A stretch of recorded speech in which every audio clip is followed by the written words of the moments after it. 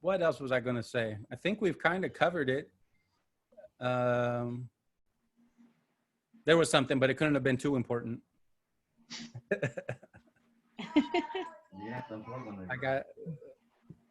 I'm texting with Ron right now also, so sorry. Jose, you're not teaching this summer, are you?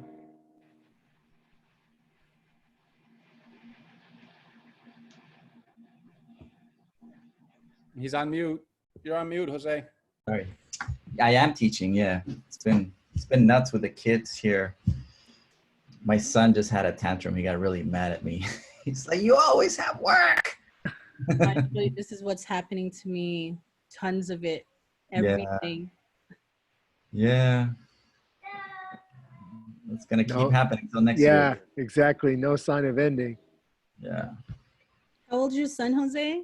I have two. I have an 8-year-old and a 5-year-old. So the 5-year-old was supposed to start kindergarten. Probably won't happen. But, I have a 5 and a 4-year-old. That's right. Yeah. My 4-year-old is the one having the tantrums. Yeah. Either that or when I'm on Zoom, he'll constantly go like this to my face while I'm talking to him. Yeah. Jean-Louis, sorry to interrupt. Jean-Louis, is Ron trying to enter? No, they can totally go in by himself.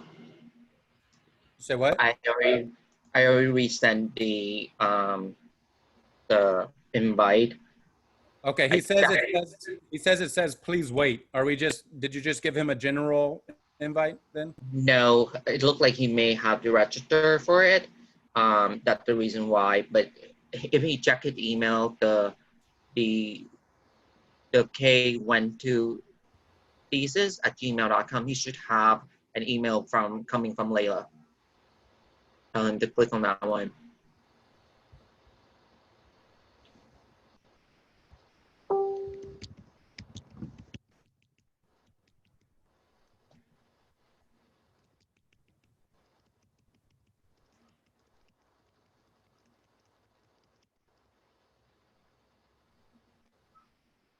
Or if he go into the attendee, just tell him to wait, and I will upgrade him to a panelist right away.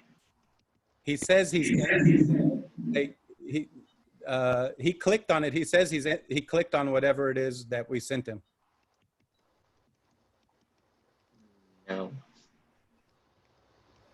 Then he would go into there because go through the panelists. Try logging out and then click on the email from Layla, the login thing from Layla again.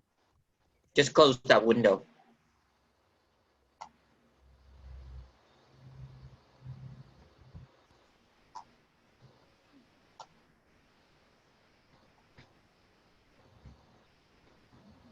It shouldn't make a difference. If you just log out of everything, close everything down, and then click on Layla's thing, Layla's email, it should bring you in because we would be able to see you right now.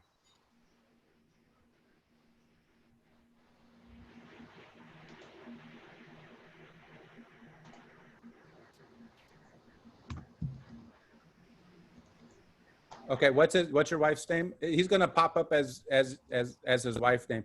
I'm gonna go ahead and hang up because we got to get started. So hopefully you'll be able to join. If not, I'll be texting with you and figure it out. Even if you just join as an attendee, you can see all the magic happening from behind the scenes. What's your wife's name? What's your wife's name gonna come up as? Jamie Ricardo. All right, thanks, bro. You tag me.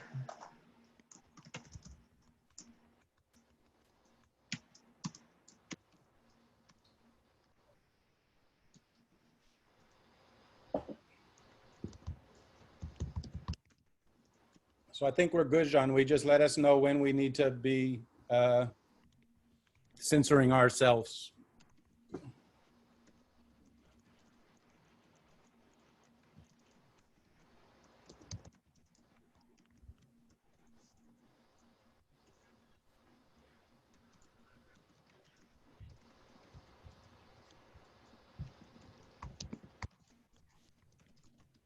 I feel like I should be telling jokes or something. There's so much silence. Like, Okay, so I'm gonna launch a live now and then wait. I should wait. Oh, maybe real quick. Is somebody Okay, going to be recording broadcast. this? Yes, it's Yeah. recording. Okay, good. It's broadcast right now, so if you guys can sign on for 30 seconds, then get started.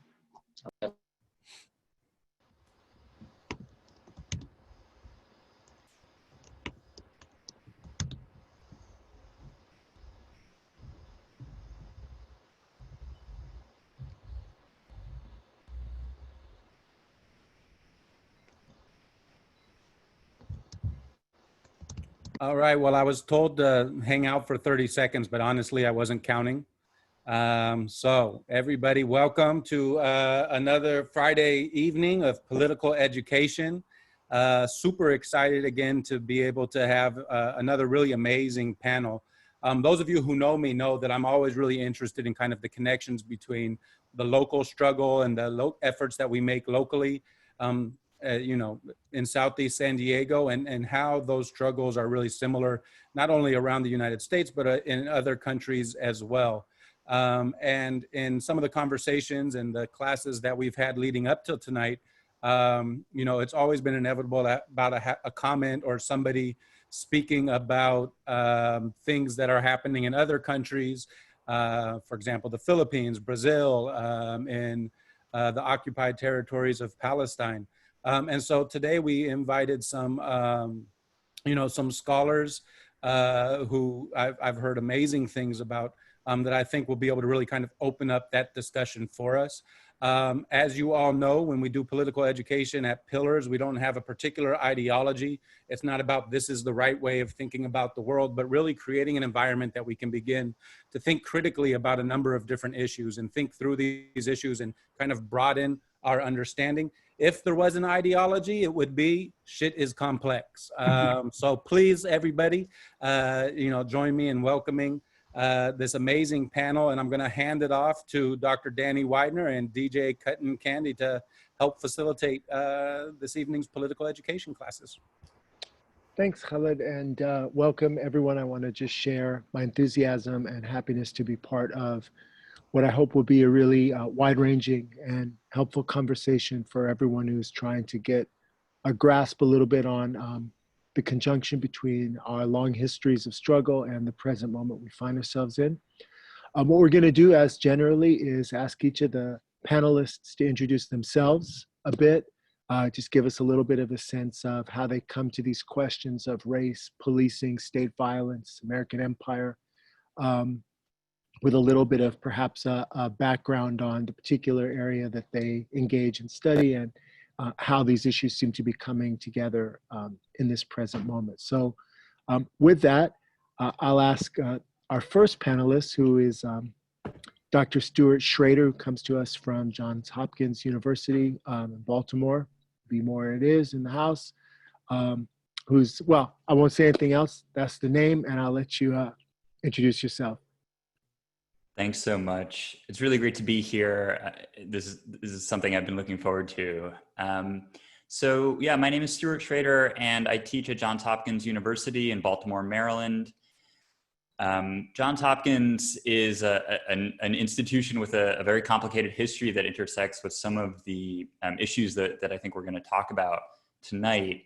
But here at the university, I teach classes about policing, about racism, racial segregation, and they have been, you know, really, really great. And I've just been, over the past few weeks, really fortunate to have, you know, students being in touch with me and telling me that, you know, when they're talking to their families about defunding the police, they've been, you know, drawing on, you know, lectures or readings from my classes. So it's been, the past few weeks have been, you know, exciting and terrifying and everything else for so many people.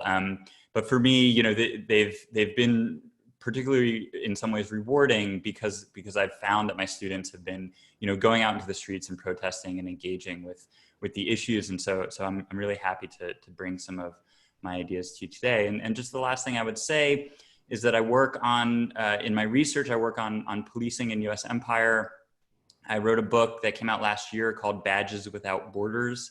And that book focuses on the Cold War, the period from basically 1945 to 1975. And it looks at how the United States trained and equipped police around the globe, primarily in so-called third world countries, in Africa, Asia, and Latin America. So I'll be happy to talk a little bit more about the book as we proceed. Fantastic. Next, I'd like to introduce a second panelist who I'm also meeting for the first time, although I think we're pretty sure our paths have crossed now, and hopefully we'll again do so in the future. Dr. Robyn Rodrigues comes to us from UC Davis. Thank you so much. I'm so very honored to be on this panel as well. You know, the institution that pays me is UC Davis, where I do teaching and I also do research. But really, in as much as my scholarly work does talk and speak to some issues related to kind of race and empire, perhaps less explicitly about policing. But I think if you kind of look at the whole of my work as a scholar activist and kind of where I draw my expertise as well from the on the ground work I've been doing for over half of my life in anti-imperialist spaces, particularly supporting movements really aimed at shedding light and rooting out the United States' continued neo-colonial dominance of the Philippines.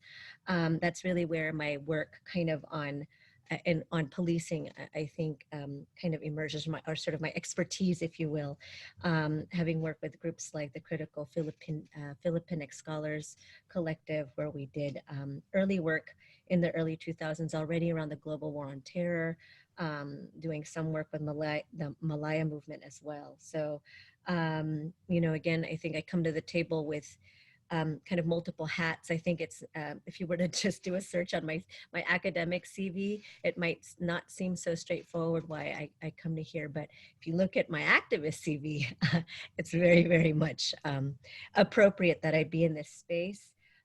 I've been doing a lot of work with DJ Kuttin Kandi, trying to really bridge kind of these divides for us, really returning to the roots of ethnic studies and its movements, its rootedness in movements through this really great, amazing collaboration called the University for Justice and Liberation, which will be a free 6-week political education session. So, you know, if folks who are on this call really want to dive deeper into these issues, we'll have some opportunities to do that there. But thank you so much. I'm really happy to join the rest of you on this panel. Fantastic, thank you. And please do give us the information about the seminar and we'll broadcast it and put it out to folks as well. Next, I'd like to introduce Dr. Jessica Graham, a dear colleague of mine here at UCSD. So I'll pass it over to you. I'll let you introduce yourself.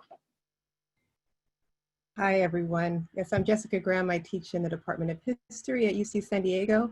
And full disclosure, my work does not focus on policing or sort of empire in the traditional sense. I think what I have been pondering in terms of my contribution to the conversation is the role that policing does in particular with ideological work. So the ideological work of policing in terms of determining what is permitted and not permitted for activists to say, how they can articulate the ways in which they interact with the state. And so when you talk about a country like Brazil, so I should say that my work focuses on the impact of communism, fascism, Black activism, US-Brazil relations, and World War II on the formation and the ideals of racial democracy in the United States and Brazil from 1930 to 1945. So essentially during the Great Depression and World War II. And I think that my contribution in terms of my scholarship is thinking about the ways in which policing acts as a form of policing ideology. It acts as a form of policing the ways in which people express themselves politically, racially, the ways in which people can imagine a new potential economic system, the ways in which people can imagine new educational systems. And in the case of my work, it's specifically around the ways in which policing works to limit the ways in which people talk about the nation racially. So for those of you who don't know much about Brazil, I'll say that it's the country with the second largest African descendant population. There are more Black people in Brazil than any other place in the world outside of Nigeria. And historically, it has been based on this notion that it's a country that is free of discrimination, which, by the way, is an ideology that's common in many other Latin American countries as well. Jose can maybe talk about that as well, talking about Puerto Rico. But in particular, when you think about Brazil, what does it mean if you live in a country in which the nationalism is largely based on this notion that there's no discrimination, but there is discrimination. And when that nationalism of racial democracy becomes connected to the national security apparatus, that means that you are challenging and are a threat to national security just by pointing out the fact that there is racial discrimination. And so during the period that I study, this is when you first start to see a large number of political prisoners, largely people who are determined to be leftist or communist leaning. They're the ones who are most disproportionately affected by what's referred to as the political police in the 1930s and the 1940s, but also Black activists were disproportionately targeted as well. So you have a large number of Blacks who are in prison for fighting for their rights, fighting for Black freedom and Black equality. So thinking about, the sort of ideological work, again, of policing, I think is something that I can contribute, but obviously I'm prepared to talk about policing generally, the history of policing in Brazil, and talk as well about the historical moment that we're in. And I'll just end by saying, in terms of, what Khalid was saying at the beginning about the connections between what's happening locally here in San Diego, or also what's happening nationally with other countries in the world. There have always been strong connections between Black activists in the United States and Brazil. They've often looked to each other for ideas. The Black press in Brazil has published articles about the United States that were coming out from the Black press in the United States and vice versa. So there was a strong understanding about their similar racial histories and a willingness and a desire to try to work together and learn from one another in order to overcome racism. So that's my introduction, and I look forward to the conversation. I thank everyone for the invitation. Thank you, Jessica. And last and very, very much not least, I wanted to ask Jose Fuste to introduce himself. Jose is a very long-time member of multiple radical political and cultural communities in San Diego. So I think, like Robyn, brings a lot of both those angles to the table. So please. Thank you, Danny. Thank you for the invitation. I'm honored to be here. My name is Jose Fuste. I teach ethnic studies at UC San Diego. I'm from Puerto Rico originally, so my contribution will be about that and how it connects to what everybody else is talking about. What brought me here is I've been kind of obsessed and worried and engaged with the connections between colonialism and racism, but also the complexity of that. And the complexity of how, coming from Puerto Rico, colonialism is not just something that comes from outside, it very much is, but it's also something that we do to each other. And it's something that is deeply ingrained in how we see ourselves in the world. And it's deeply ingrained in how we relate to the government and to police, and how we criminalize certain people, how we police certain places, all of that. So yeah, I'm very much drawn to rethinking how the left in Puerto Rico and also the Latinx left over here deals with those things, so that we can be better at it, so we can be smarter at it, so that we can grow a critical mass and be more effective at just taking all of that apart.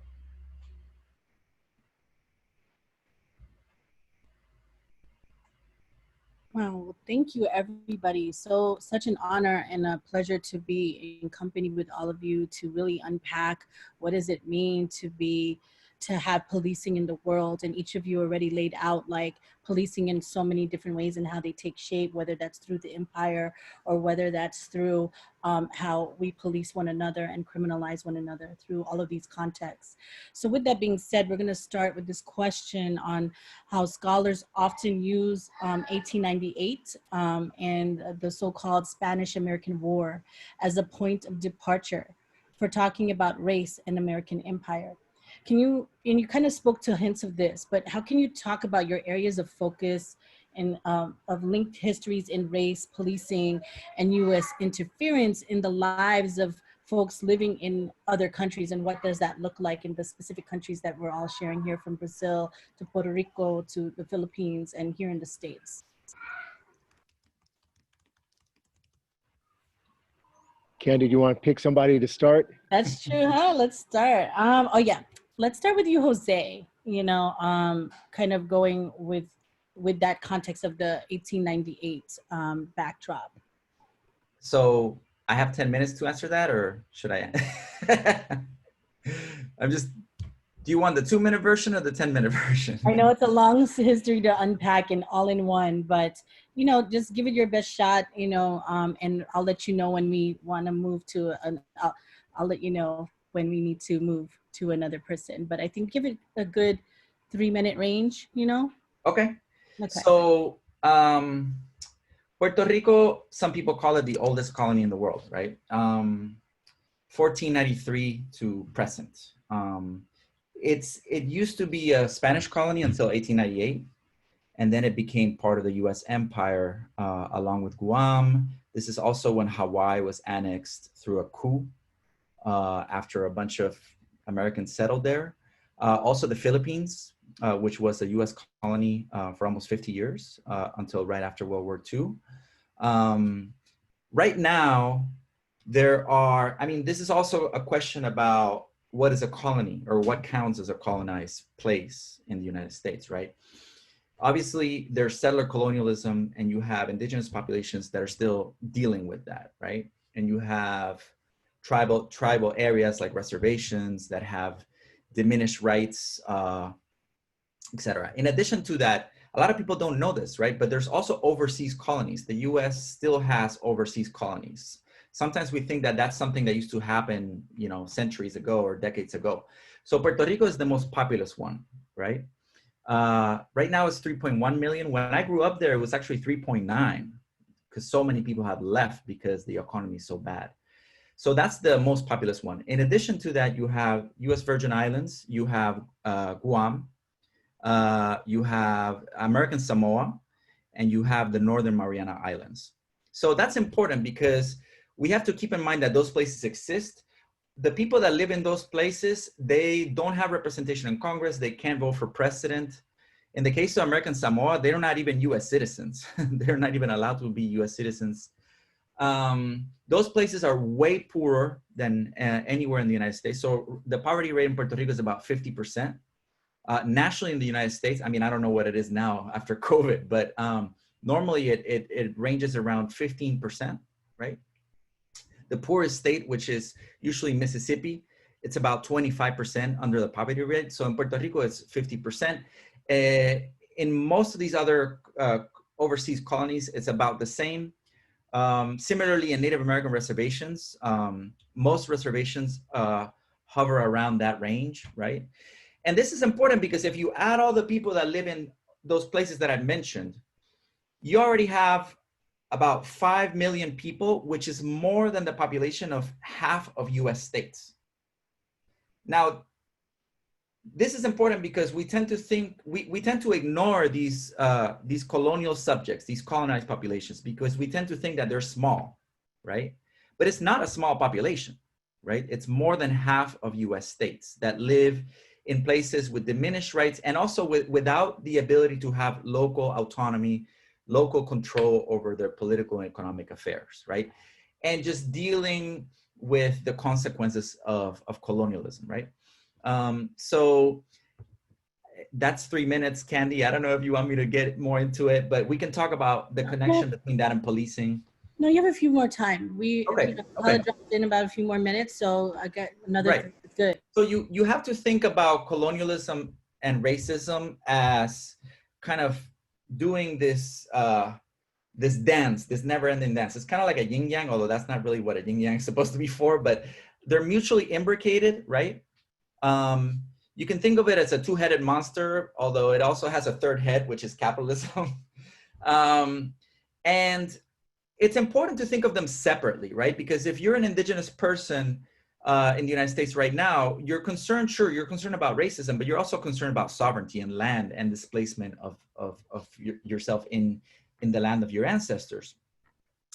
But likewise, even though, so racism is part of colonialism, right? You have to have racism to have colonialism. It's really what greases the wheels of it, right? And you have to have violence too. But the other way around, racism, even if you're not dealing with a directly colonized population, borrows a lot from colonial mindsets and approaches to things, right? Because colonialism, what it did is that it created the sense that you can do certain things to some people and in some places that you're not supposed to do, right? That some people have less rights, and especially the places where they live in, those people also have less rights. You can be more harsh, et cetera, right? So when you think of colonies, think of, for example, ghettoized inner city communities, hyper-segregated by race and by class, and also the way that people are both treated by police and concentrated in terms of discrimination, housing discrimination, et cetera. But also nowadays you have these waves of gentrification. So how people are displaced, how those people are deemed to be expendable in place. That's a very colonial-like thing, right? And this is really important because now in the moment that we're in with Black Lives Matter, absolutely, right? But let's not also forget that the other demographic that suffers immensely from police violence and death are Native American youth, right? It's also extremely high. In Puerto Rico itself, it doesn't get a lot of coverage, but Puerto Rico has really high levels of police violence and impunity, basically. And in terms of incarceration and all of that, these are populations that are also disproportionately affected, right? So how can we broaden the lens when we think of disarming that police state and the violence that comes with it, right? How can we broaden our horizons so that we make sure that we tackle anti-Blackness as it is basically officialized, that's not a word, but how it's carried out officially by the state, right? But also how it intersects with colonialism, right?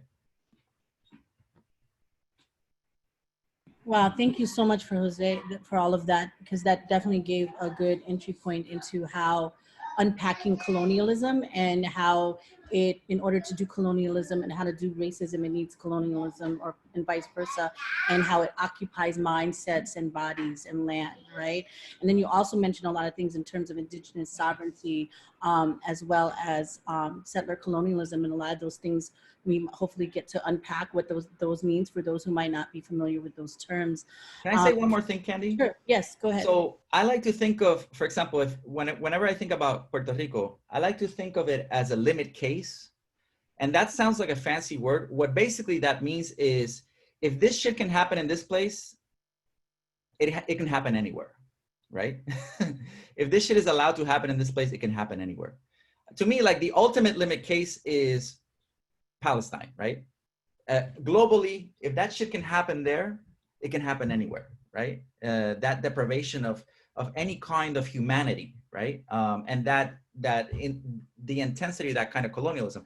Within the United States, if the things that happen in the overseas territories and also in the reservations and tribal areas are allowed to happen, that's the limit case for how much human life is worth, right? So that's another way to think about it in relation to the state and police violence and incarceration.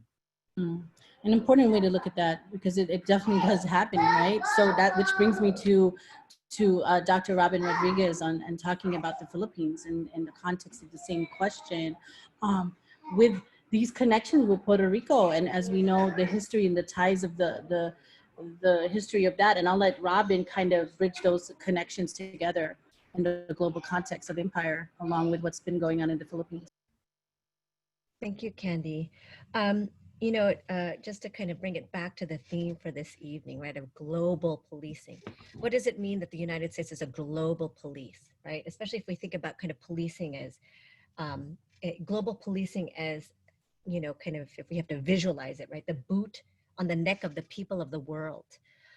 Really, I think, there is something significant about 1898, particularly with respect to the US, right? And in that you see really that that's a kind of, it inaugurates the moment of the US as the global police, right? And of course, we have to think about, well, for what purpose is policing done, right? And it is important that Jose brings this issue of capitalism, because that's also what's motoring this.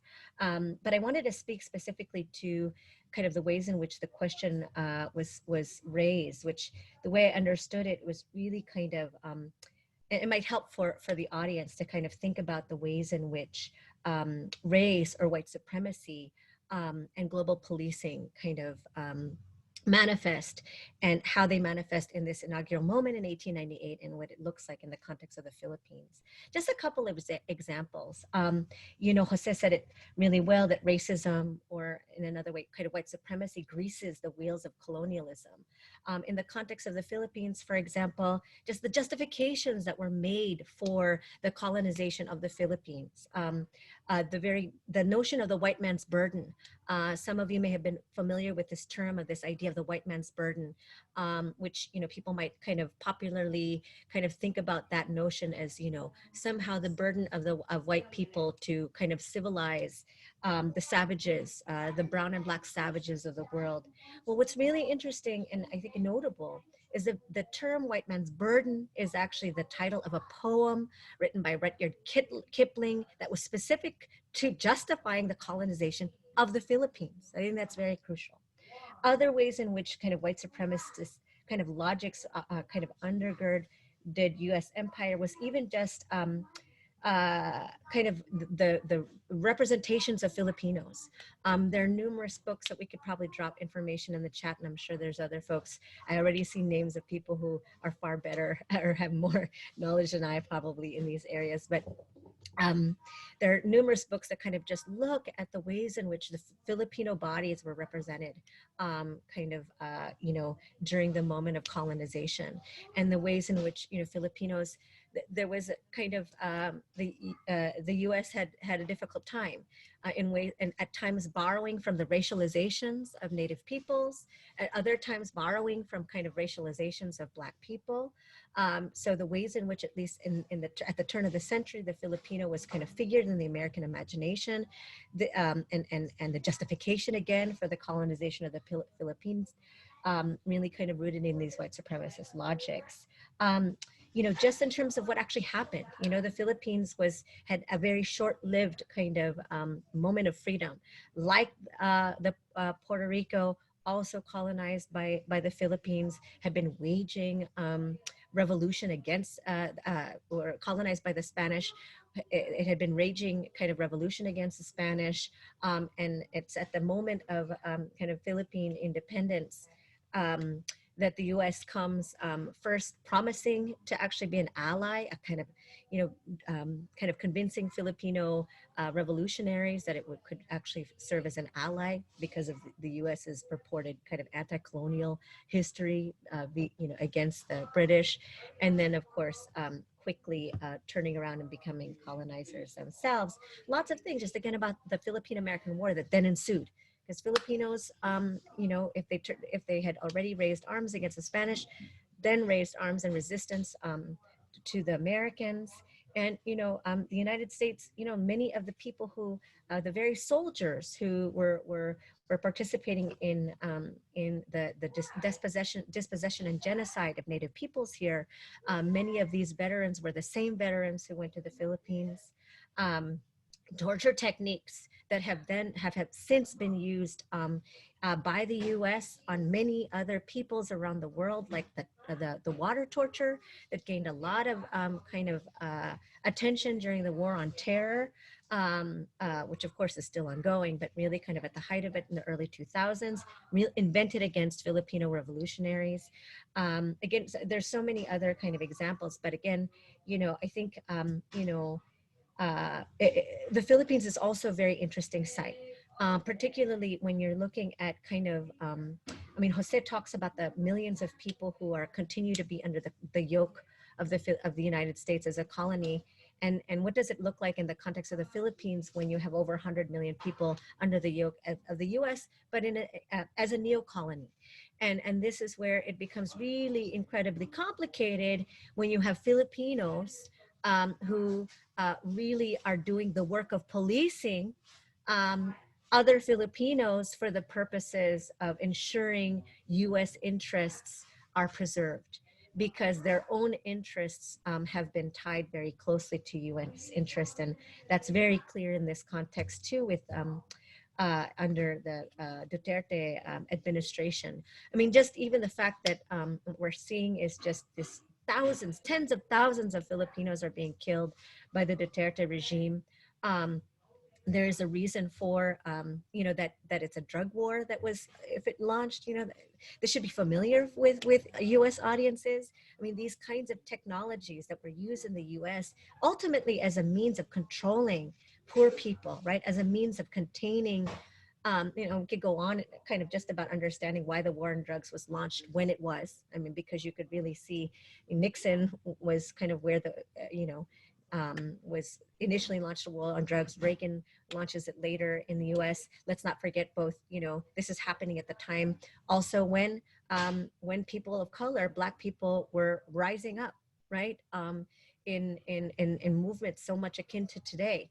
And they were met with these kinds of interventions in the form of the war on drugs, which was really kind of less about drugs and more on a war of on the people.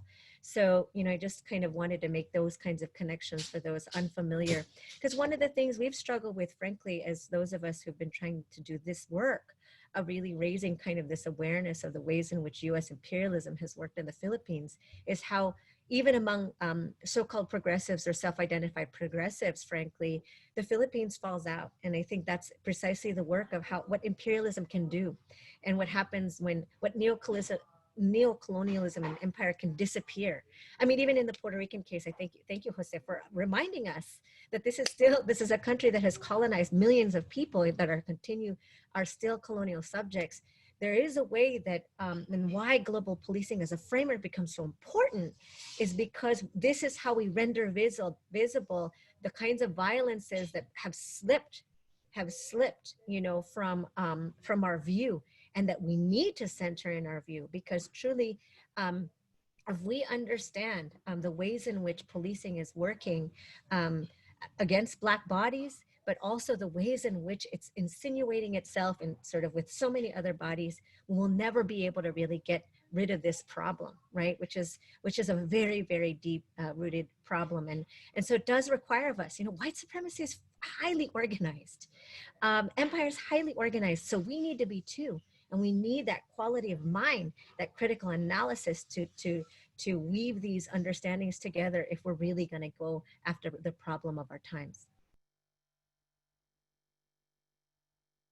Dr. Robyn Rodrigues, for really kind of bringing this historical context of the Philippines and the racialization of the people of the Philippines, as well as that how America had this imagination of under justification of the Philippines and the Filipino people, and then making those connections to Duterte, to policing, and how these connections here with the policing in the States, which actually brings me to you, Dr. Stuart Schrader, kind of bringing in this range of, with your work in your book of Badge, as well as how your understandings of policing and the counterinsurgents of that. So maybe making those connections from here, since we're now arriving to this place, and then we can then work our way back with Jessica to kind of give another entire framing of Black politics in Brazil and so on. So I'll leave it to you, Stuart, to kind of rein in on these connections that Robyn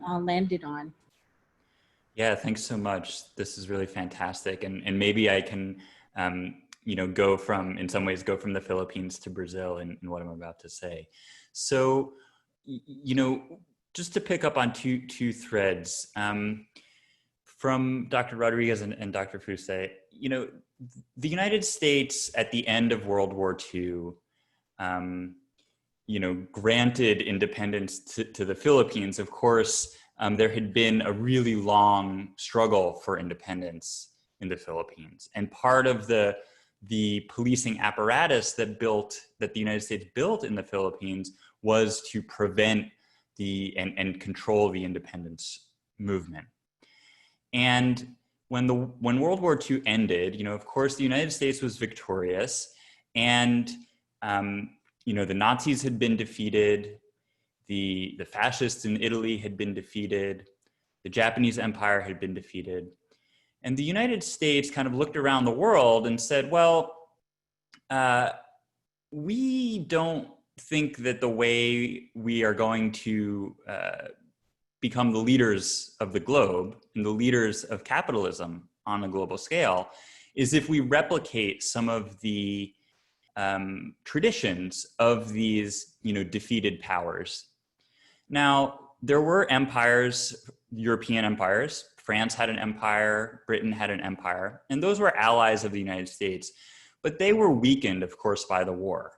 The United States was strengthened in the course of the war.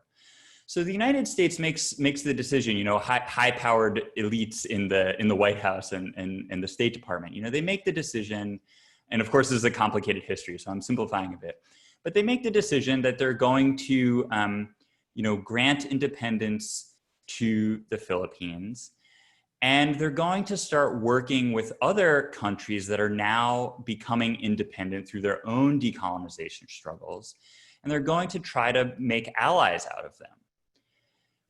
What do they do when they make allies out of independent countries, whether it's now the Philippines, which has just gained independence, or 10 years later, Vietnam, which gains independence from France? What do they do? Well, the first thing, or one of the first things they do, is they send in some police experts from the United States, the people who write the textbooks that police study when they go to police school, the people who are leading chiefs who kind of write journal articles for other cops, and get awards from the president or from the governor. They send these types of police experts and leaders to these other countries around the globe, and they say, well, we are going to help you build up your own police forces. And so just as Dr. Rodrigues said, in the Philippines, of course, the people who are doing the policing, who are doing the, operating the drug war up to the present, these are people who are born in the Philippines. They are native Filipinos who are equipped and trained by the United States, and have been, particularly in the Philippines, for decades upon decades. But they look like the people that they're policing, right? And in the United States, I would argue that this experience of, in these neo-colonies, these countries around the globe that the United States is developing this new type of relationship with, beginning during the Cold War, the idea of using the local police who look like the people who are to be policed, becomes an inspiration for police when they come back to the United States. And of course, in the current moment of political upheaval around policing in the United States, one thing we've heard, and this is not, of course, new, but one thing we've heard is, well, if only the police officers who were doing the policing in Baltimore, in San Diego, you name it, if only they came from the community, if only they looked like the people who are being policed, well, then maybe the outcomes would be more just. Now, that may be true, it's possible, but I think we can look at this history that we're talking about of neocolonialism around the globe and the way that the United States has enlisted people from these countries, from the Philippines to Brazil, to Thailand, to Vietnam, and many other places across sub-Saharan Africa. we can look at these places and see that there are profoundly unjust outcomes. Capitalism is operating in full force. Colonialism is operating in full force, and they're operating with police who look like the people that are being policed. And so that, I think, allows us to think differently about what the purpose and function of police, and less about the kind of independent mentality of the police officers themselves, who they may have the best interests of their neighbors and their communities at heart, but ultimately they're there for a very specific purpose that I think we're talking about right now. And the history of U.S. empire, I think, is really clarifying as we try to think through some of these issues. And it certainly is the case that when the United States gives police assistance and training to other countries, it's always the case that the existing racial inequalities in those countries, in a place like Brazil, in an existing colony like Puerto Rico, those existing inequalities, even before the United States is there, they get worse, right? So it forces us to reckon with how intractable some of these problems are, and how thorough we need to think about what kind of transformations are necessary. So I'll leave it there. Thank you so much for that, Stuart. I think it's really important, like this friendliness almost that they kind of acquired for themselves to be able to rein people in to do their work on their agenda. And I think that brings us back, brings us towards Jessica, Dr. Jessica Graham, for really breaking down Blackness and Black politics and what is happening in Brazil. So I'm gonna bring it over towards you and kind of connecting these pieces here again on that global context of Brazil and what's happening there. Great, thank you. You've all given me a lot of food for thought here. I think as a historian, what I'll do is kind of take us, through a historical trajectory about policing in Brazil and in the 5 minutes that I have. So it's going to be very short, but I will, start to talk about where I think the U.S. Starts to have a huge role and influence beginning in the 1930s. So similar to the ways in which we talk about policing in the United States in terms of the roots of policing as, slave patrols, that is a similar history that occurs in Brazil, where slavery was the huge public security problem in Brazil until the end of the Brazilian Empire, which was in 1889. And actually, Brazil has a number of different police forces. The civil police are mostly responsible for detective work, things of that nature. The military police are the ones who are sort of the boots on the ground doing the active physical policing of bodies. And the military police in Brazil have roots that also date back to colonial times. Just very quickly, in the early 19th century, the Portuguese royal family was fleeing Napoleon during the Napoleonic Wars, and they fled to the colony of Brazil. And so you had essentially the king, or actually at the time he was the Prince Regent of Brazil, and 10,000 people, 10,000 members of the royal court had relocated to the colony. So Brazil basically became the epicenter of the Portuguese Empire, which was obviously very powerful at the beginning of the 19th century. Now, what's happening simultaneously at this time, and this is an event that I always say I think is one of the most understudied in terms of its impact globally, especially in the Americas, was the Haitian Revolution, right? This is happening right after the end of the Haitian Revolution. And as one Brazilian historian, Luis Simas, has referred to it as there was a severe case of Haitianism in Brazil. And this was the case around the world, right? Especially in populations where the elite were looking around and realizing that they were outnumbered. And if there were to be a similar revolt of the enslaved in those societies, they would clearly be outnumbered, and there would potentially be another successful overthrow of that colonial power and the declaration of independence by the enslaved. So this had huge reverberations. Like I said, I think that we don't really appreciate the impact of that And so you have this concern about this enslaved population. The royal family is in Brazil. And this is when the military police is basically born in 1809.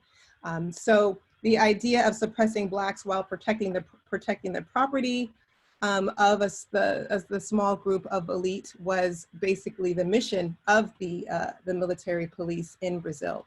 So those roots are very important to understand. And obviously when you get into later into the 19th century, where you have ideals of scientific racism, the criminalization of Black, particularly Black men, this idea that it's, the terms we would use today are biological and genetic, that it's inherent and innate in who they are as human beings, that they create a risk for the rest of Brazilian society, is all happening, while these police forces are being constructed. So this is this historical and racist foundation of the police in Brazil. Now, when we get to the 1930s, during the period that I study, another thing I think is also very understudied is the impact of anti-communism in terms of anti-Blackness globally. I think there was an anti-Black network that was created among different authorities, South Africa, United States, Brazil, many places around the world, that basically targeted people who fought against racism, who spoke about egalitarian notions in a very radical way. Those folks were targeted as being communists, and they were suppressed. And as we all know, very violently so in multiple societies. So this has roots and is born in the 1930s, and anti-communism and its connection to racism, or the struggles against racism is an aspect of my own research. And it's something that, as Stuart was saying, in terms of, the connections that the United States had with other countries in the world, this was anti-communism was a theme that really began to bring in the military attachés who were present in Brazil in the 1930s. And they tried to understand the racial milieu of Brazil and also the political milieu and how things like that were connected. So those roots, those anti-communist roots and those connections between the United States and Brazil begin in the 1930s and obviously explode when Brazil becomes a military dictatorship in 1964. And so you have the roots of that anti-communism really develop. The United States was very much involved in Brazil's military coup in 1964. There was a so-called Operation Brother Sam, in which the United States was sending, destroyers and weapons and tanks to Brazil once they understood that they were going to move to overthrow Goulart, who was perceived to be a communist. And so with the knowledge that the United States was sending literally military help, the Brazilian military was able to overthrow the regime. And I should say that the doctrine of national security, which buttressed, was the ideological buttressing of the military dictatorship, was an ideology that the United States helped to construct. The CIA financed a think tank, which translates into the Brazilian Institute of Democratic Action.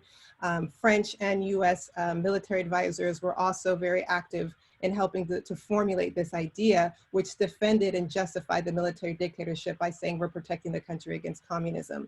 And again, when you have a country in which nationalism is based on the idea of the lack of discrimination, that means for Black folks who are mobilizing around these issues, even if they're not articulating them in explicitly racial terms, if they're challenging the state based upon economic inequality, if they're challenging capitalism, if they're challenging this notion that the military regime is actually bringing about the best society that looks out for the needs of all of its citizens, when you're challenging that, you are perceived as a threat.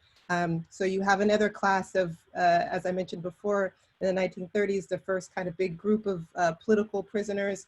In the 30s now, you see the emergence of that on a larger level. You see people who are exiled. But as Benedita da Silva, the first Black female senator in Brazil, would say during that time period, the poor Blacks were exiled in their own country. People were, favelas, the so-called favela communities were completely razed. Often people who were determined to be just community activists had to flee and find, refuge in a different part of the country. Families were separated. The kind of economic struggle became amplified. So there's so much I could say. I don't know how much more time I have, but I'm really kind of interested in the Stuart's idea, and also how DJ Kandi pointed out this idea of using friendliness to do its work. I'll just say that I think I think it'd be really interesting to analyze the role of the good neighbor policy in terms of creating these kind of friendly relations between the United States and Latin America, and how those friendly relationships, if you analyze over time, really turned into the kind of neo-colonial relationships that existed. So I'll stop there. Can I just maybe ask a question? We have like, we did a little script of questions. So, we'll get into those, but hearing everyone talk, I guess I wanted to ask this question, which is, we see all this military hardware on display in the United States in protests in this particular moment.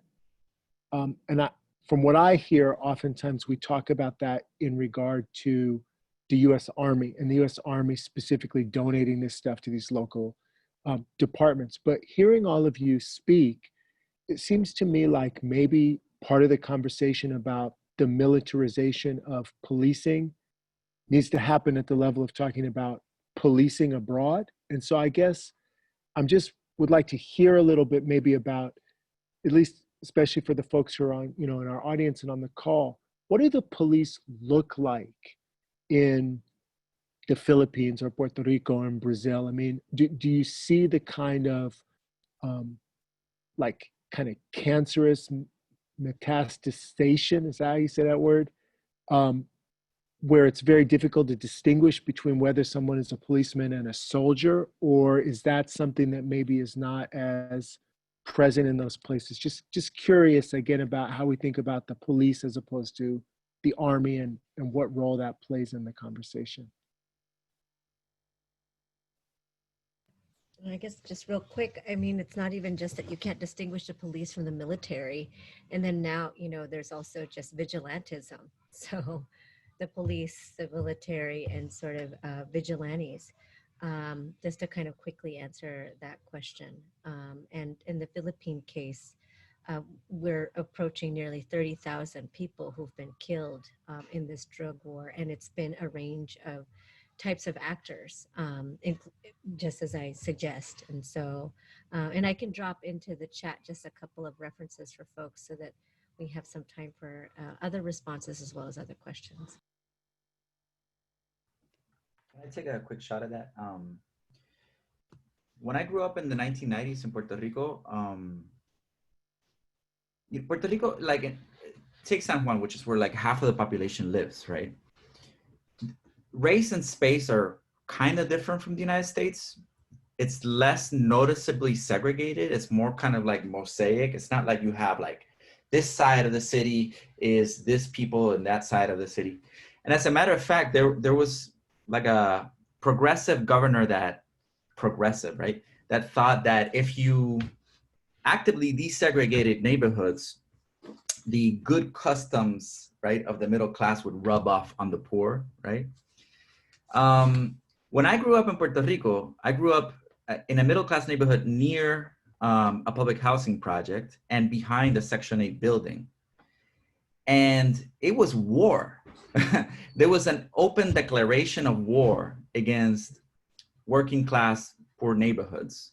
The National Guard was activated, right? So reservists were activated. So like, for example, one of my good friends, his dad, who was not even Puerto Rican, he was Chilean. He was like this really nerdy guy, office guy, and all of a sudden he's walking around with a uniform and a machine gun. And he had to post up in a public housing project. And they built walls all around the public housing projects, and they built checkpoints, but the checkpoints were there to keep people both out and in,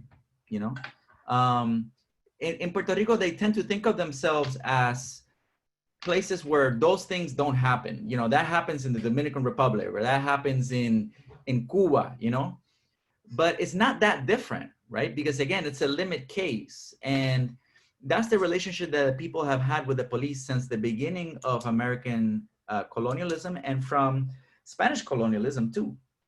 the last decades of Spanish colonialism were extremely violent. And in many ways, the early insular police, which was the name that the police took after the US occupied, in many cases, they were the same people, right? The same captains, the same commanders, right?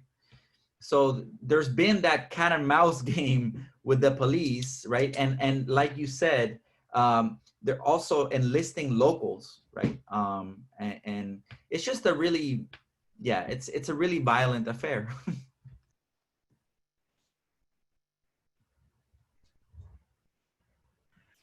Jessica or Stuart, I don't know if you want to, yeah, sorry, go ahead. I'll just very quickly just say that, as I said, in Brazil, it is actually the military police that is responsible for doing the policing in the country. So there is already considered to have that connection to the military.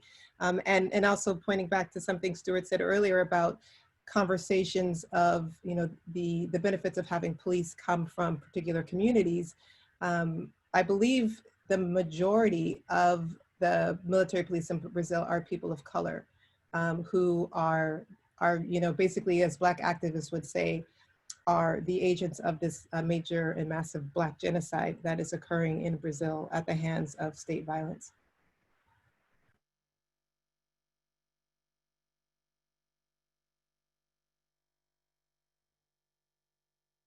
Stuart, I don't know if you want to touch on that or, okay. So one of the things that we wanted to, I guess, also ask people is, obviously we're living in a moment where there's quite a bit of activity, thankfully and wonderfully to see on the streets. People are moving. And I'm just curious the extent to which the mobilizing and the activism we see in the United States may or may not be resonating in the places that you study or know, what you see as being contributions that struggles inside the United States might make, and where perhaps even you see that there are some like things that get lost in translation or things that don't work. I know it's a complicated question. So, you know, we won't hold everybody permanently forever and ever to their answers, but I do want to give a little sense for our audience of what you see, how you see maybe the back and forth, I guess, from here to there and so forth. Us again, anybody can. Okay, yeah, I guess I could try to speak to some of that. I mean, definitely, I think, you know, I mean, first off, I think it's important to understand that so many of the targets of the current President Rodrigo Duterte in the Philippines, the current targets really of his so-called drug war, of course, are poor people, but ultimately those who are those who dissent, right? Those who have been organizing for many decades against this kind of neo-colonial oligarchical elite, and so many of those people who are in kind of these movements in the Philippines have been doing work for many, many decades in trying to build relationships with kind of progressive organizations, anti-imperialist organizations in the United States.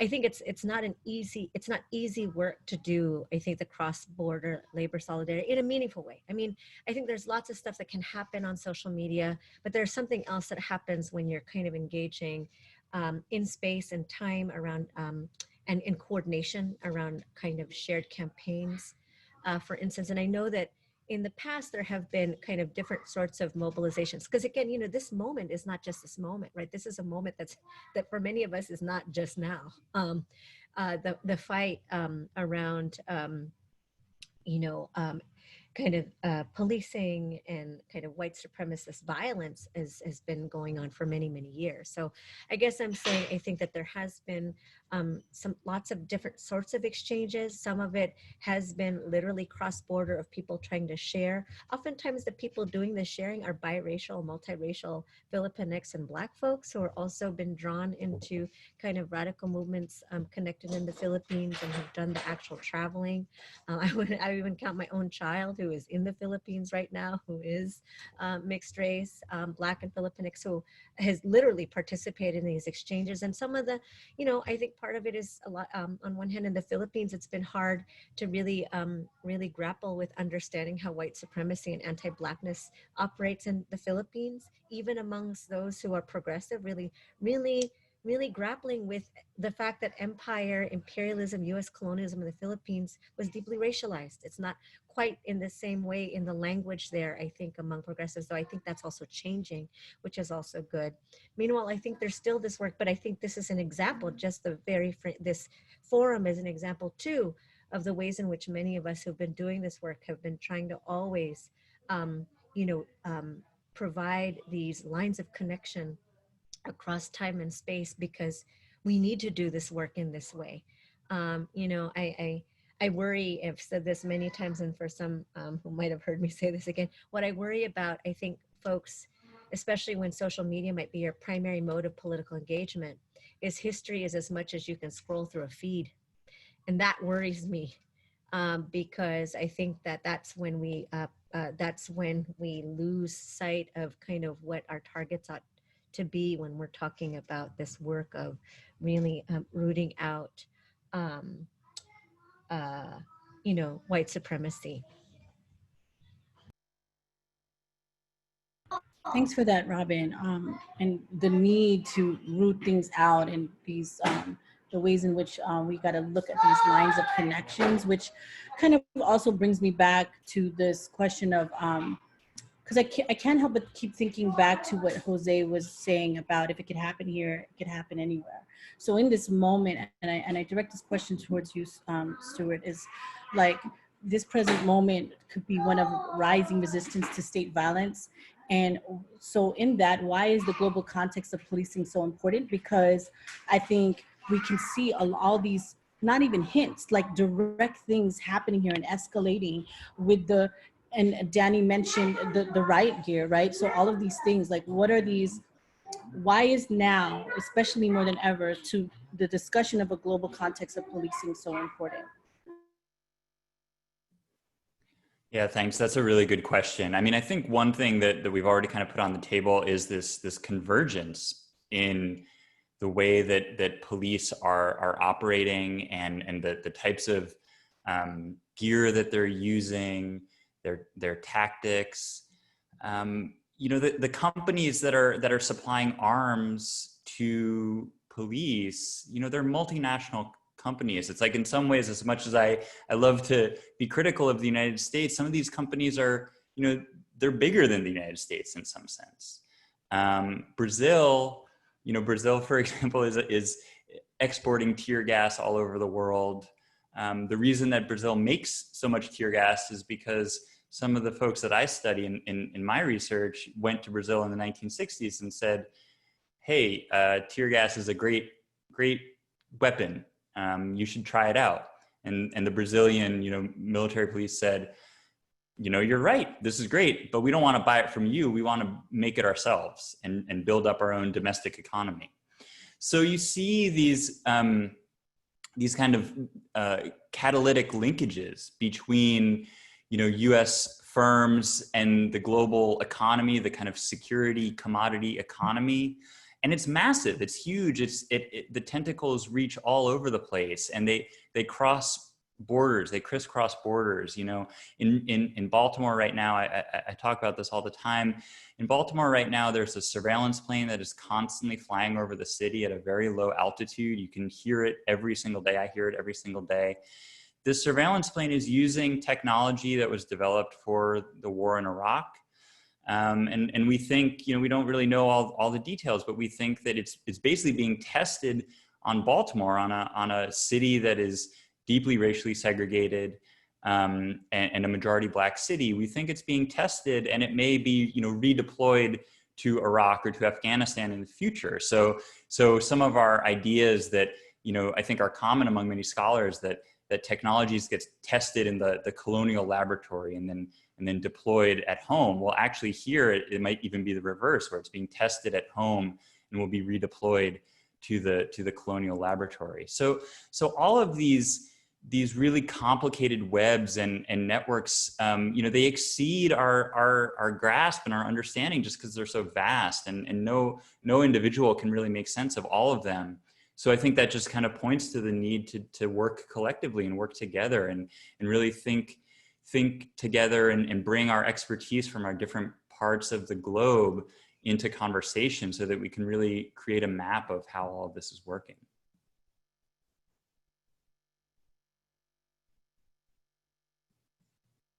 Thank you. Yeah, sorry. Actually, I was gonna, I had some remarks to Danny's question earlier about the impact of Black Lives Matter internationally. And I kind of wanted to echo a little bit of what Robyn said in terms of the Philippines. Interestingly, by the way, the New York Times said that the Bolsonaro regime's anti-crime campaign, if you will, very much resembles what's happening in the Philippines. So you see these connections being made. Bolsonaro often looks at, you know, what Donald Trump does in terms of his, for instance, his dismissal of COVID. We see kind of these international connections, and the parallel of the rhetoric around many of these issues, I think, is one of the things that makes it reverberate. You know, people recognize what's happening in another country, and they interpret it in terms of what's happening locally. So it's not that, as I've seen it, the protests that we've seen around the world have been against, you know, what happened, for instance, to George Floyd, but also people are looking at the cases and the manifestation of anti-Blackness in their own societies, or whatever the racialized group is at the bottom of the racial hierarchy. They are identifying with what happened with this sort of the ways in which white supremacy rules the state security apparatus. But one thing I do want to say in particular, I can, you know, maybe later give some statistics about Brazil, but it has become the country, I believe, with the most murders in the world. And since the election of Bolsonaro, whose campaign was very much an anti-crime campaign, he was a self-described, you know, guy who was going to be, you know, bring about the end of what Brazilians refer to as sort of violencia, you know, the violence that occurs based on the high crime rate. So that was largely what he ran on, what he won on, and he has fulfilled those promises in many ways. And where you see the number of crimes diminishing in places like Rio, you see a huge catapult in the number of police killings, police extrajudicial killings. In Rio, for instance, I believe about a quarter of all police killings happened in Rio, and 2019 was the record. It was over 1,800 people actually nationally were killed. No, I'm sorry, 1,800 people killed just in Rio alone, which was a huge increase from the year prior. So these are, you know, realities that folks and communities are living with. And I do feel the need to say that there is often a resistance and even an anger around this notion that Brazilians are protesting because people in the United States are. Just like Robyn said, these movements have been occurring for decades, you know, since slavery. And so there was a webinar that I watched recently, a Haymarket webinar with Preta Ferreira, who's a Black feminist activist and who organizes around housing issues, but, you know, was also asked questions about policing. And she said, we need to legitimize the movement here in Brazil, because there's often this tendency to believe that there are no indigenous heroes in Brazil, that there are no Black heroes in Brazil. We don't learn about them. We're silenced and we're rendered invisible. But we are here. She's like, I wouldn't be here if it hadn't been for the Black and indigenous protesters and activists before me, those who work with me contemporarily and those who exist in the future. So I would be very careful not to assume that, you know, people are just suddenly out of the blue organizing around these issues because of what's happening in the United States. There have been long historical roots of this kind of activism in many countries. Right. No, thank you for that, Dr. Jessica, because I think that really brings it to Robyn, because I think something that from the framing from the beginning of this was talking about indigenous communities and how they're impacted in all the countries. And I think in the Philippines, you know, with indigenous communities from the very beginning of the colonial project empire building, the indigenous communities were most definitely impacted. So we bring that to today.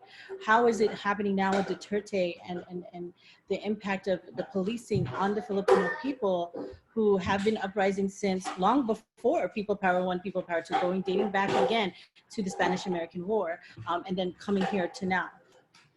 Yeah, absolutely. I mean, the indigenous peoples of the Philippines were the first in the kind of Duterte's targets of violence.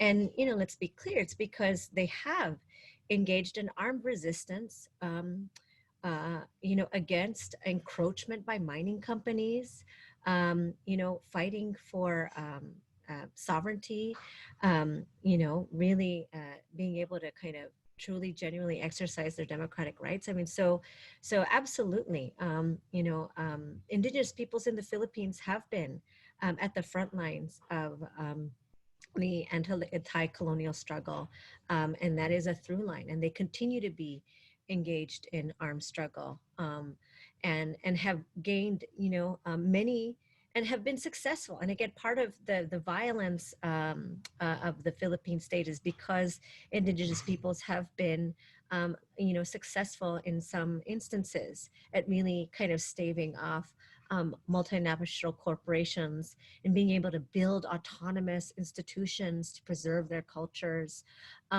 you know, to really kind of exist and build, you know, an alternative to, you know, the kind of neoliberal program that that is really being aggressively touted by, you know, every successive Philippine administration. So yeah, there's very much a connection between kind of this violence on the part of the state and centuries-long indigenous struggles in the Philippines. Thank you very, very much, Robyn and Jessica both. And I wanted to just ask Jose to follow up. I saw you nodding a bit when we were talking, both when the question first came about the resonance of struggles in the US, and then again when Jessica was pointing out the discomfort that potentially that framing can create for people who are struggling in Brazil, right? And the risk of their resistance getting cast as foreign or imported or inauthentic. So the kind of, I guess, any way you want to approach it or the angle of that is good. I've been amening everything that people have been saying, but this is a great panel. Yeah, I mean, I see the connections here everywhere. You know, one of the things that really radicalized me when I was younger was reading Frantz Fanon. And I was introduced to Fanon because he was a fellow Caribbean writer. But Fanon was writing, of course, about colonialism and racism in the Caribbean, but also in Africa, in North Africa specifically. And, you know, this idea of how the colonized will always believe the worst about themselves, right? This idea that colonialism leaves behind a rot that needs to be cleansed of the land, but in our minds, right? And how the violence of colonialism creates these cycles of violence, right? You know, I'm from San Juan, and San Juan is one of the cities with one of the highest murder rates per capita in Latin America. And that's been like that forever. Like as long as I can remember, it's like 2 or 3 murders every day. In addition to the police violence. So it's very much a cycle of violence. Because of that, you know, when Black Lives Matter started, what was it, like 4 or 5 years ago, you know, I was paying close attention to whether that was gonna resonate in Puerto Rico, whether there was gonna be a local version of that in any way. And originally it didn't happen. Now, after these latest, you know, murders of civilians of color, including George Floyd, there were for the first time visible Black Lives Matter protests, but they were in Loíza, which is, it's kind of different because Loíza in some ways, it identifies itself as a maroon community, right? And this happens throughout Latin America, where you have indigenous communities that are removed from urban centers that disidentify with the state and identify as historically aggrieved populations by the state. But you also have Black communities that disidentify with the state, right? remember that the first maroons meaning people fleeing plantation slavery and getting off the radar, the first maroons were Tainos. The word is actually a Taino word. It means a stray arrow, right? So it's no surprise that Loíza in the census identifies as like 85% Black, whereas the rest of Puerto Rico identifies as 85% white, right? So it's no surprise that there are Black Lives Matter manifestations in Loíza, and there are some allies from outside that partook in that. But island-wide, people are not there because they feel like they're being squeezed between a violent underground economy, which doesn't leave any kind of ability for people to resolve disputes outside of violence, right? It's inherent to it. An underground economy is inherently violent. And the violent state, right? And you know, the police come from poor communities, the communities that are affected by violence themselves. So people, it's very hard for people to identify, including people from historically oppressed, you know, poor barrios and public housing projects.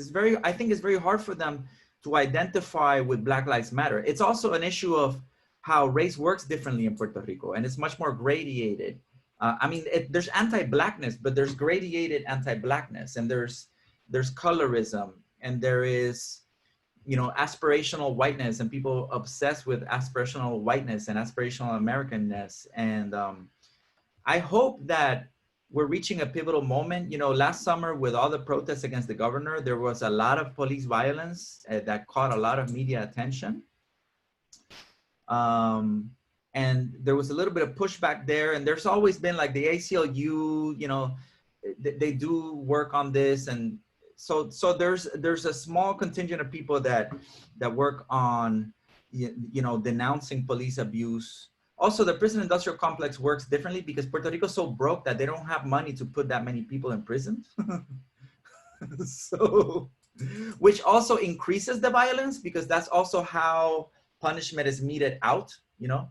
I remember when I was a kid and marijuana was hyper criminalized, you know, most of this never happened to me, but most of my friends who would go, you know, score a dime bag and they would got caught by police, they weren't arrested, they were beat up. You know, that was the punishment that was meted out to you. You were either beat up by police or you were taken to a neighborhood where there was another kid that was arrested for something else, and they were told, okay, beat this guy up, you know. Because they don't have money to spend $20,000, $30,000 a year to put somebody behind bars. The government is so broke. So that also drives the police violence in a way, you know. That might have been something that got exported from US police agencies because they did a lot of that shit in Los Angeles too. Yeah. But ironically, even though so many people are victimized by police violence, you know, people haven't turned against modern policing in the way that perhaps in some communities of color they have here, because they feel like on the other side you have, you know, the violent underground economy that people are also directly affected by. And there's very little awareness of how this is just one cycle that feeds, you know, there's different sides of the cycle that feed each other. There's a feedback loop, right? And there has to be a way of interrupting that feedback loop. And that partly comes from, you know, abolishing modern police and the prison industrial complex. It also must come from getting rid of guns. And in Puerto Rico, even though Puerto Rico as a jurisdiction has the strictest gun control laws in all of territorial United States, there is a huge market for guns because of the underground economy. And it's relatively easy for people to acquire them. You know, you can literally FedEx an AK-47 from a bought in a gun show and FedEx it to Puerto Rico, and FedEx doesn't check that stuff, right? And it's just a matter of, there's many people that know how to retrofit it to make it fully automatic, or even to just make a semi-automatic pistol fully automatic. There's a lot of gun violence in Puerto Rico, and they're all made in the US, just like in anywhere else in Latin America. You go to Caracas, which is the most violent city in Latin America, those guns don't come from Russia, you know? They don't come from France. 100% of them come from the United States, right? Mm. So, that's another issue that cuts across. I'm assuming, Jessica, that in cities like Rio, you know, where there is a lot of violence, a lot of those guns are coming from the U.S. too. You know. Well, I think those are good questions to ask and dig deeper into. I also want to be mindful of the questions coming in from the audience. We have two questions. I'm going to go with Lawana's question, which is, what role can education reform, or decolonization of education systems play in police reform and community self-sufficiency? Interesting question, as we also tackle that along with the conversations of moving towards really some abolitionist lens too. So I kind of want to, if anyone wants to pick that up, since we're all educators here, and how this works into the context of how we can do this within, as educators that you all are.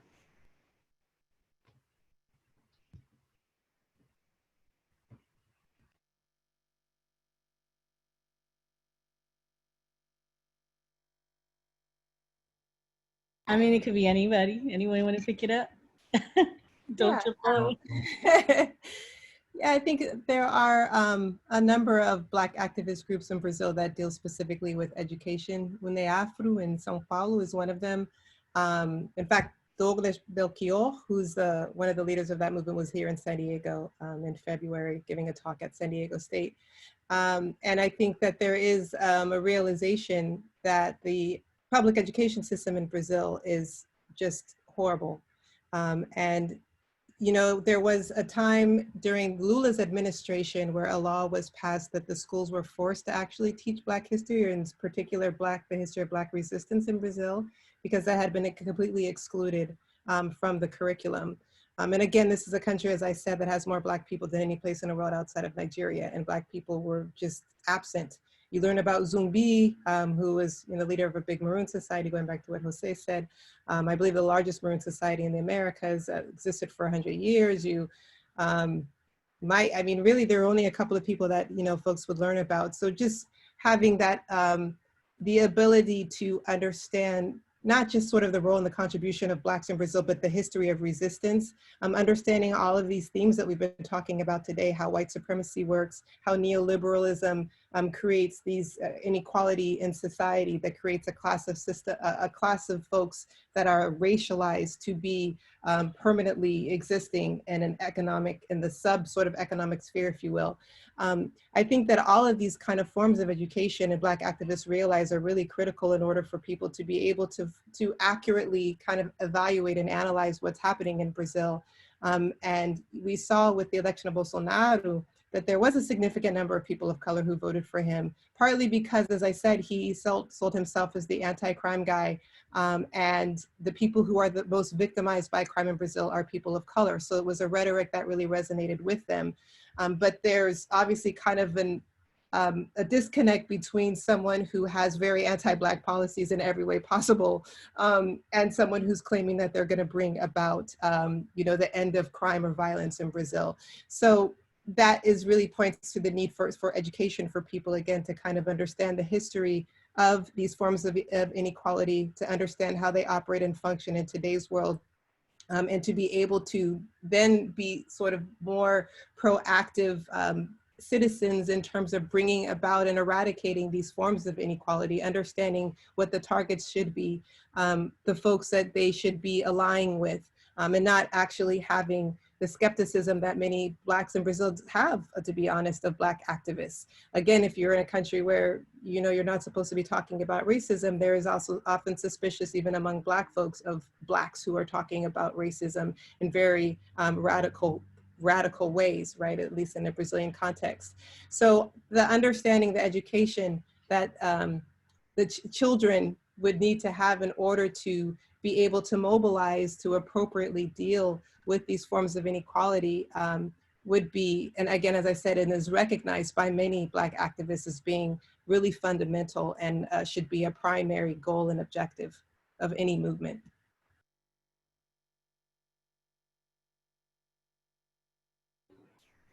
Can I take a quick shot at that? Yes. Similarly, the public education system in Puerto Rico is irredeemable. And I mean, it was from the very beginning of American colonialism, which is really when the public education system started, because the Spaniards didn't even have a public education system. It was used as an instrument of social control. It always has been. It is like in the United States, when people talk about school to prison pipelines, I mean, the public schools in Puerto Rico function like correctional institutions almost, you know? And this is really frustrating because, you know, I'm not a full-fledged anarchist because I believe that the state should have a role in helping people's lives. You know, it's like, imagine that you have a mountain of sand that you have to carry from one side of the valley to the other. You can either do it with buckets or you can bring a machine, you know, a bulldozer that does it. The state is the bulldozer, you know? But sadly, I don't think that the state is gonna get us there. We're gonna have to really build, you know, a human chain of bucket carriers to move a substantial amount of sand in the right direction before the state catches on. Because you have to educate the public for the public to elect the right kind of government, right? And the public education system is designed to prevent that, to protect the current dysfunctional government, right? So one of the things that has come out of the hurricane and the earthquakes this year is people have become increasingly reliant on community organizations, you know, that are doing all kinds of things with food justice, environmental justice, you know, renewable energy, etc. And I think those are the schools, that is the education that is going to change things. And it's super difficult because there's very little money for it and people are doing it as a side thing because people got to figure out how to, you know, pay the bills and buy food at the same time. So we are like carrying, you know, sand across the other side of the valley with our hands or with buckets, you know, but we're going to have to do it. And call me cynical, but, you know, the education system, even the university, which is relatively radical compared to the public education system, that is being taken down. The radical University of Puerto Rico is being taken down because the government knows that it has to get rid of it. They want to privatize it now, you know, because they want to dull any kind of critical thinking and resistance in official education systems.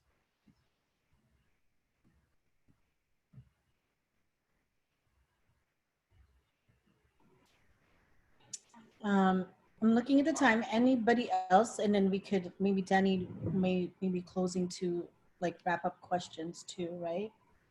I don't know if you, there you go, Danny. Yeah, I'm here. Yeah. Those are all good points in talking about, I mean, it's such a colonial project you're talking about with colonization and all of the work that it needs to do with, I hear you with the buckets, you know, and that's why I think even bringing the context that we were talking about, how the rhetoric that you were bringing in that was being used in Brazil, and I think about that in the Philippines, the rhetoric with the war on drugs, right, and then bringing that the colonization of that in order to happen, and the decolonization that needs to happen. It's a lot of water buckets to do. I'm gonna leave to Danny because I know we're short on time. So Danny, maybe we like the wrap up question we might want to unpack. Well, I don't know. I'm going to pass it over to Khalid to decide whether we have time for a 30-second round on the final question, or if we should adhere to our Malcolm X inspired discipline about the time at which we end. So you know what? Because I've had my wife send me a question to ask, I'm going to have to back away from the Malcolm X thing, but I'm sure Malcolm X would be in favor of me trying to preserve my marriage.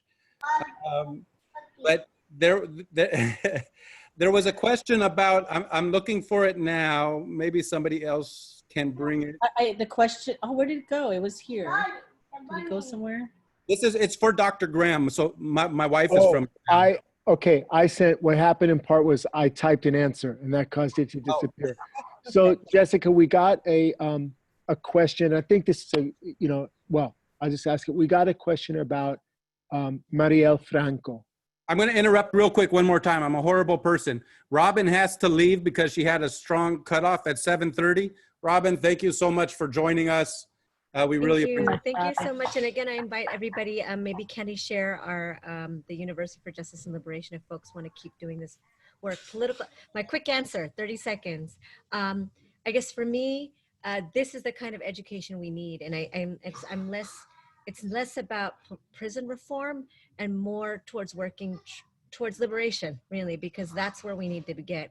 Prison reform is not the answer, at least in my book. And I think that, you know, that's an invitation, if folks are still working that through and not quite there yet, an invitation to kind of engage with other folks to get to a place where we might think about education towards different kinds of ends. So that's it. But thank y'all so much. I learned so much from everybody. It was good to meet everyone here. Thank you. Thank you. Bye, nice to meet you. And now back to preserving my marriage. Danny, I'll hand the question off to you. Well, I believe the question was about Maria Franco and her murder. I would imagine that some of the folks on our call won't know who she was, her presence and role in Brazil. So maybe, Jessica, if you would just give us a brief introduction about her case and why that is a kind of a clarion call for the kinds of struggles that we're talking about. Sure. Marielle Franco was had been an elected official in the city of Rio. She was the product of, going back to the question of education, of some sort of community activist educational initiatives in the area that she lived in Rio. Had gone to, I believe it was the Catholic University of Rio, which is a well-established and respected university, because of these initiatives, and was eventually elected, as I said, to as a local politician in Rio. She was attending an event that spoke. I have actually seen some footage of the event, and they were speaking about Black feminism and many other issues. And as she was leaving the event, a couple of motorcycles pulled up to her car and shot and murdered her, as well as her driver. And so many of you probably heard about it because there was an international outcry. People who never paid attention to Brazil before were suddenly saying, who killed Marielle presente. And basically, in terms of what's happening with the case now, I'll be totally honest, it's hard for me to even wrap my brain around it because it's so convoluted, the people who are involved. There have been men arrested for the killing. They were former police officers, and the investigation now seems to suggest that many local politicians in Rio were a part of some sort of militia, some sort of local militia that was responsible for her killing. One of the guys who was perceived to have been, actually may have pulled the trigger, I believe is like a neighbor of Bolsonaro. There could be connections with Bolsonaro's son. It's all very, it's hard for me to wrap my brain around what's the investigation is revealing at the moment. But in terms of, one of the reasons that are being presented as a potential reason for her killing and why they were organizing and targeting her specifically, there is some suggestion that it was based upon a projeto lei. The translation would be like a bill, a local bill, in order to grant folks who live in the so-called favela communities property deeds. So if you've heard of favela communities, these are communities in which folks kind of just take the land themselves, build their homes themselves. They often don't have a lot of social services, but they're not officially a part of urban planning, and many people in those communities still don't have property deeds, so they legally don't own their land. And Marielle was trying to push forth a law that would grant folks in particular favela communities property deeds. And it turns out that that was also where some of the folks who were suspected of being involved in her murder wanted to, bring in some sort of developer and create, some sort of capitalist, moradia, residential area for the middle class Brazilians.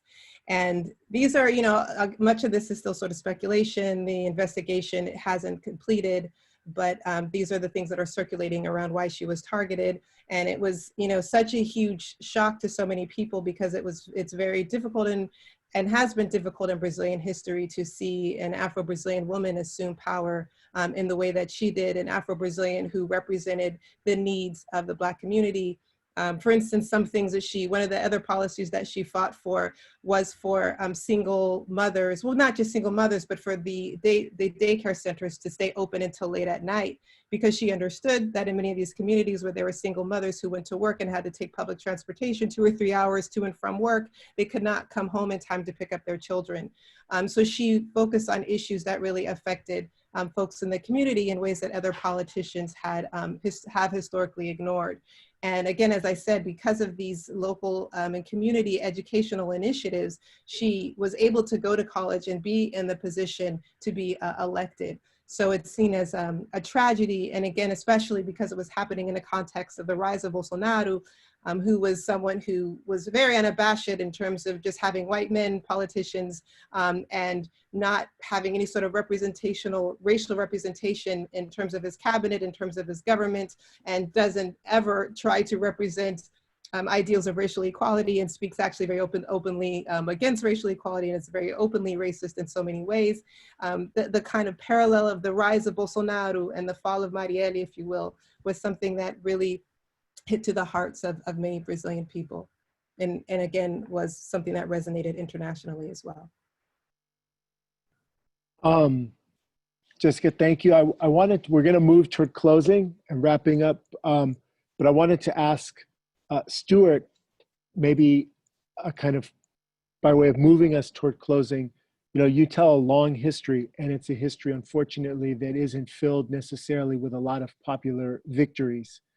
But I'm eager, I guess this is really open to everybody.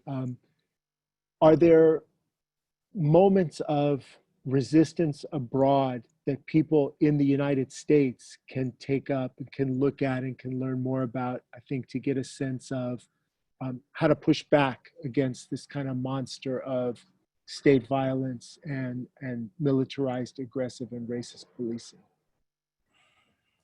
Yeah, it's interesting that we're talking about this today, because today is an anniversary. It's the 50th anniversary of a publication of an article in Life magazine that revealed that there were these really terrible prison conditions in South Vietnam.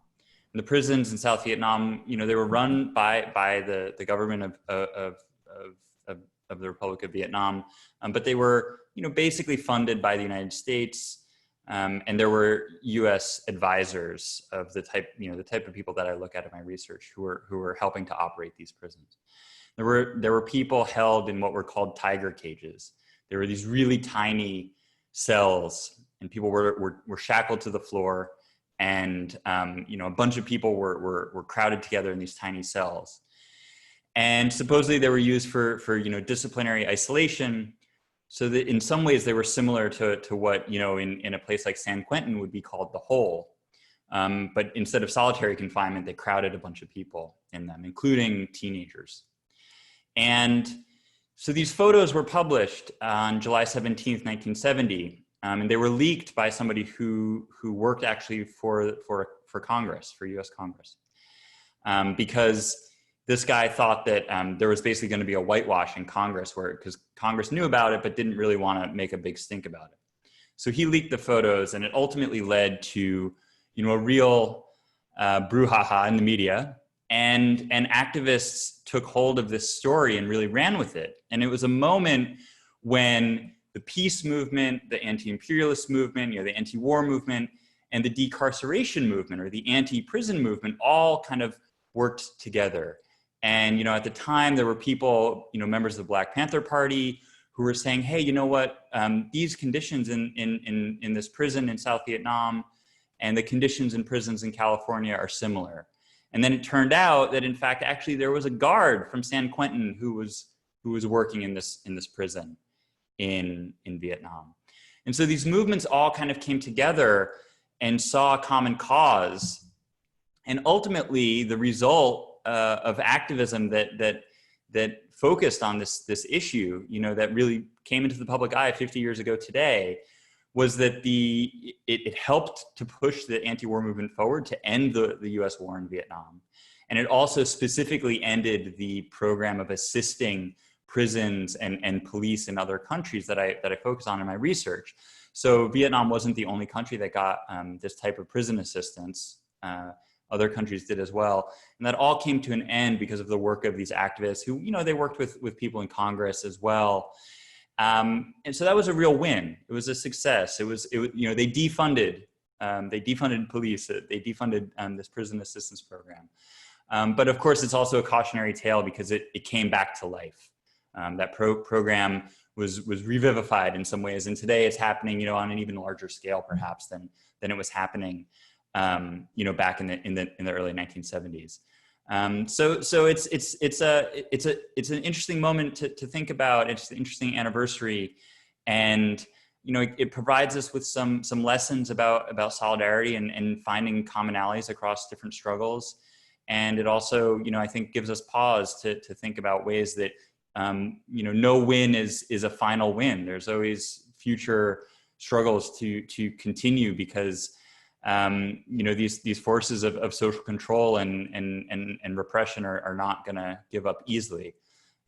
So I wrote a brief little piece about this story that came out today. So I'll put it in the chat so people can read the story and learn more about this. Thanks. Great, thank you. Jose, do you want to touch on current conditions in Puerto Rico and what maybe people here could look to or try to learn from or see or follow? I mean, it's not all doom and gloom. There's a lot of silver linings coming from the organizing that happened in response to the hurricane when the state just completely failed at their core mission, which is supposed to be to maintain life, right? In their claim to why do you need a government, right? They failed, and you had autonomous community organizing picking up that role, and people realized that they have a power as a civil society that does not need to go through the state, right? So that was a good learning moment. There's also a booming, Afro-Puerto Rican pride and power movement right now, unlike what has ever happened in Puerto Rico. It's ironic because that kind of movement has happened in Brazil for a long time, or in different moments, right? Going back to the early 20th century, at least. I don't know too much about Brazilian history, but Jessica could tell us. I know from Cuban history, and in Cuba, that was already happening in the late 19th century. Cuba and Puerto Rico have always had a very close relationship up until the Cold War, right? And, this year or last year, for the first time, there was the creation of a Afro-Boricua political and cultural magazine, and I was talking to the editor of it, and I told her, you realize that this happened in Cuba more than 100 years ago, right? And this is the first time happening in the 21st century in Puerto Rico, right? So, I mean, there are a couple of things that are changing. Obviously, there's more Puerto Ricans living in the U.S. mainland now than in Puerto Rico. And I'm worried about what's happening to us over here, and we're all spread out in different places. Florida does weird things to people. And all of a sudden, you have folks thinking that with Puerto Ricans moving to Florida, it was gonna change the politics of the state. But, it shows how much of politics is a bubble effect, and now you have Puerto Ricans becoming more politically conservative just by living in Florida for a couple of years. These issues of police violence and of incarceration affect us deeply over here. It affects Latinx folks across the board, but it especially affects Afro-Latinx folks, of which the majority of them are from the Spanish-speaking Caribbean, including Puerto Rico. So hopefully, there will be an Afro-Latinx, continuation of Black Lives Matter activism that can also cut across. One thing that I didn't mention, just to end with this, is also another source of resistance in Puerto Rico are Dominicans and other Caribbean immigrants who are particularly targeted by police. And, by virtue of them being criminalized both as immigrants and also as Afro-Latinx folks, they have pushed back greatly against the police, but they've usually done that solo. So hopefully there will also be more solidarity between the small budding movement of Black Lives Matter in Puerto Rico by Puerto Ricans and Dominicans, and people will see those connections. And in the end, it's really about how we can grow that critical mass and how we can account for the differences in our struggles and our positionalities, but also see each other as kin, see each other as people that are accountable to each other and that should sacrifice for each other, and get rid of these tribalisms that their whole point of them was originally to facilitate colonialism and facilitate the taking of land and the enslavement of people, and how we can decompartmentalize ourselves responsibly, right? So that we are attuned to each other's specificities in our oppressions, but also pull in the same direction. I really do have hope that the 21st century is gonna really change how we do those things, you know, in all these communities. And it's just a matter of pushing hard so that it happens as quickly as possible, because, you know, we don't have another 100 years to wait around for this to happen. We need to do it now. Man, I could not have said it better. I don't think there's any way that we could have wrapped it up in the way that you did, Jose. Thank you so much for joining us, Dr. Stuart, Dr. Jessica. Again, I'm just so honored to have the opportunity to have such amazing people. Each time we do one of these, I wish that, like, man, like really, because each of you deserve an hour and a half at the very least. But again, thank you so much. To attendees, we are going to be sending out a document with links to books and resources that all of the panelists mentioned. Just a quick, I have 2 books that I could definitely recommend. Badges Without Borders by Dr. Stuart Schrader, and Shifting the Meaning of Democracy. Y'all, buy the books, buy the books. We'll be sending out a link to this recording. Thank you everybody for staying on a little bit extra. I know we all have things to do on a Friday night. Y'all rock. All power to the people. Thank you, everybody. Thanks so much. Bye, Danny. Thank you. Bye. Bye, Jessica. Good to see you again. Good to see you Nice too. to meet you, Stuart. Nice to meet you all. Take care.